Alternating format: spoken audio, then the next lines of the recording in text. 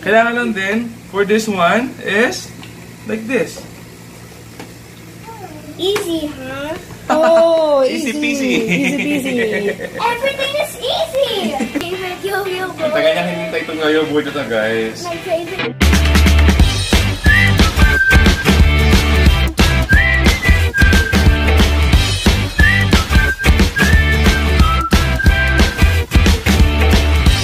Okay, for today's vlog, ayan, we're gonna unbox a package from Babyzen.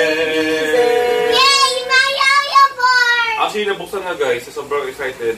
So today, samahan nyo kami, mag-unbox kami, and also at the same time, i-assemble namin yung Babyzen Yoyo Plus Stroller. Yes! Yun ang gagawin natin. Yun. So kailangan to, nakalabas siyang ganito, tapos ipasok lang to dito. There. Ganun lang. Wow, ang simple. Make sure lang, kailangan tumunog siya. Maramdaman mo talaga na nag-lock. After makabit ito guys, ito naman kakabit natin. Ipasok mo lang siya rito.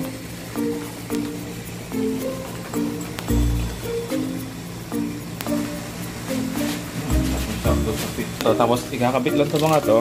May mga velcro. Here.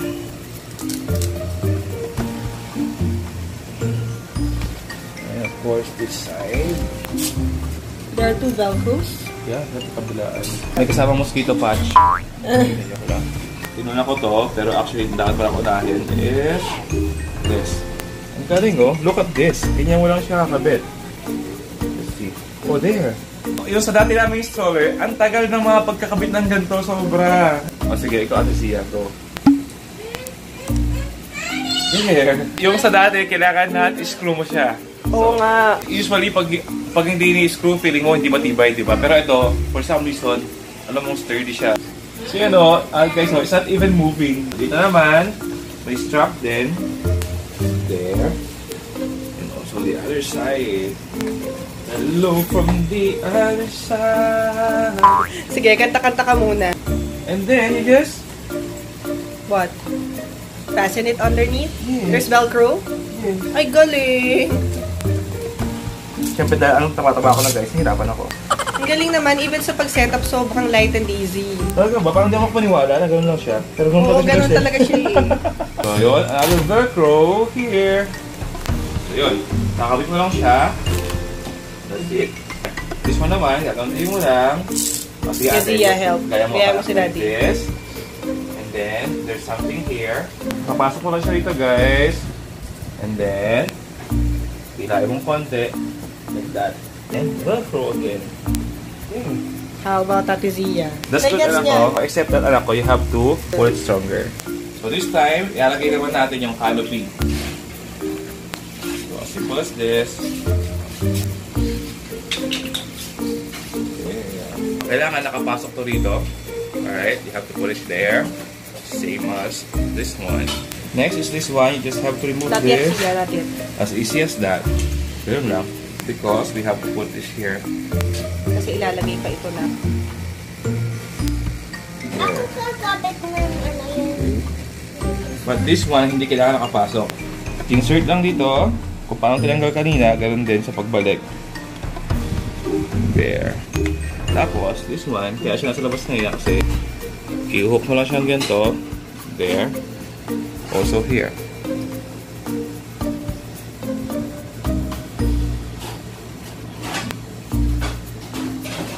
There. And this one naman, ipasok lang dito. And then, i-hook mo lang siya. To secure. To secure. Hook the string. So this one, ganoon din. Just like the other side, papasok mo lang din siyang ganoon. And then, hook. That's it. Tapos na. Para sa dali guys, yung pag-assemble o pagkabit ng mga pads at kung ano pa, taas mo natin siya. So yun guys, sabi ko kanina meron siyang mosquito patch. Okay? It's actually a velcro kung saan i-connect mo din. Ito. No anak, it only looks like one. It's a velcro. Right there. So, here. There. Okay. here. And then, lastly, this one also has a Velcro. Hold. See? Yeah, that's it. Next one that we will put, guys, will be this pad. And it also has Velcros. So to remove the strap, you have to press this and that's it. Good. Nice. This one, guys, depende sa size ng baby. Depende sa size ng baby, you can adjust it. In our case, dahil maliit pa si baby, dito namin sa third ba ito, mami? Hilain lang siya and that's it. Tapos, yun, pasok mo na dito. Sa third tayo. Although madalas si Zera ang gumagamit nito. Lapit na anak ng yoyo board mo.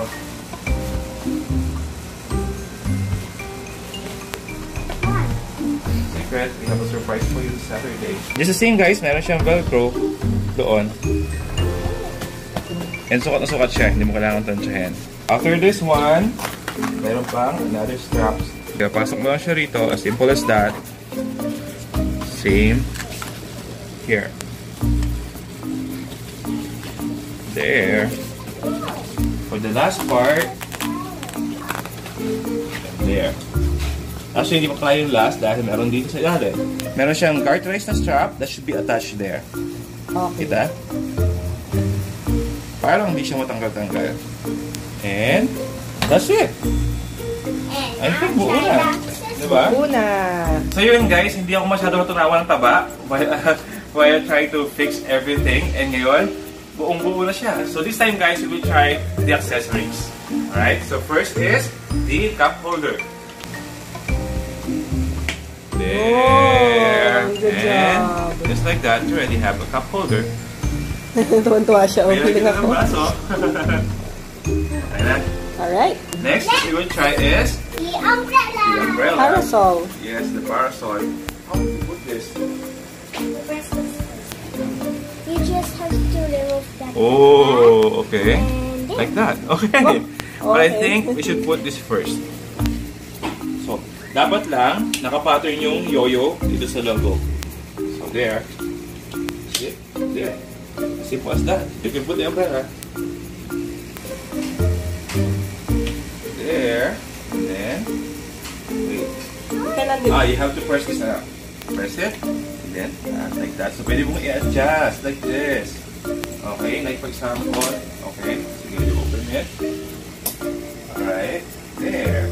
Pwede siya mag-bend. favorite yo-yo Ang board. tagal niya hinintay itong yoyo board na to, guys. My favorite yo-yo board. Uy, pinagdasal ni Zia yan. Yes. Every night. No, Dad? Yes. Wow!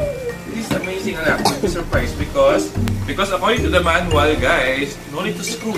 Make sure lang, ito lang oh, kailangan lang i-match mo to dito para mag-lock siya. There. Easy. Go to the other Yes, you can one. do it, anak ko. But daddy will, will match it. Ikaw yung magpupush. Okay, I'll go. There. Just like the wheels, guys. Kailangan lang din. Dad, can we test out Zella doon? Ako doon. Yeah. Oo. Yes, anak. Kailangan lang din for this one is like this. Easy, huh? Oh, Easy easy. peasy. Easy peasy. Everything is easy. This part, guys, ipatong lang dito. Okay, both ends. And then, release. That's it. That's it. The good thing with this yoyo board is, pwede mo rin siyang itaas na ganyan. Okay? But for you to be able to do that, kailangan ng ganitong strap. Papasok mo lang siya. And this. There. Good to go. Depende sa length na gusto mo. Yan.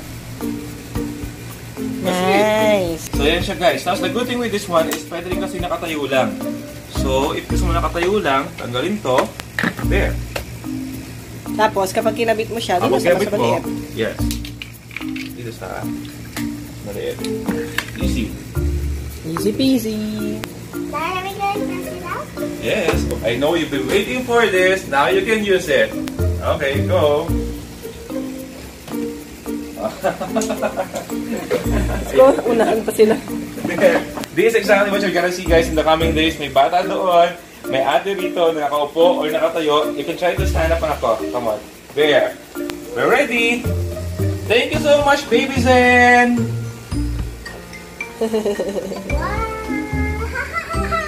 Madali pa rin siya i-maneuver kahit na nakasakay sa Ate Sia, ha? Talaga, ang galing naman talagang technology nito. Grabe, it's amazing. That's why I love Yoyo. Okay na po. Okay, so that's it, guys. Thank you for joining us today. Hope you like this video. If you have questions, suggestions, comment, violent reactions, fake reactions, blue reactions. Grabe, instinct talaga kami, di ba? So, alam nyo na kung ba't yung mga anak namin, ha?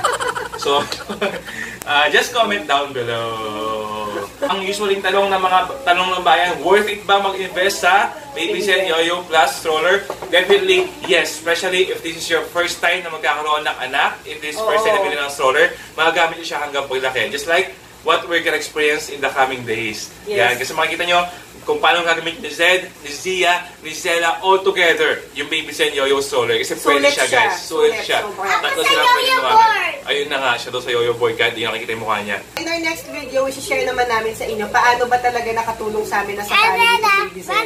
Yes, bakit ba feeling namin or alam namin na Babyzen Yoyo plus Stroller is the one we really need. Yeah, we will share it with you guys. At syempre, samahan nyo kami. As in, kasama to lagi ng journey namin, guys. Kasi nakita nyo na may mga bata pa. Pag nakasalubong namin kayo sa daan, sigurado bitbit namin yung Babyzen Yoyo Stroller. Basta kasama namin yung mga bata. It's something talaga na tingin namin we really can't go without kapag family date kami. Kasi ang hirap kaya kapag wala kang stroller tapos may tatlo kang dalang bata. Diba? Yeah. So, that's it, guys. Thank you for joining us today. Please like, comment, subscribe. Thank you for watching. Again, we are Omni and Bryce, and together with our kids, we are...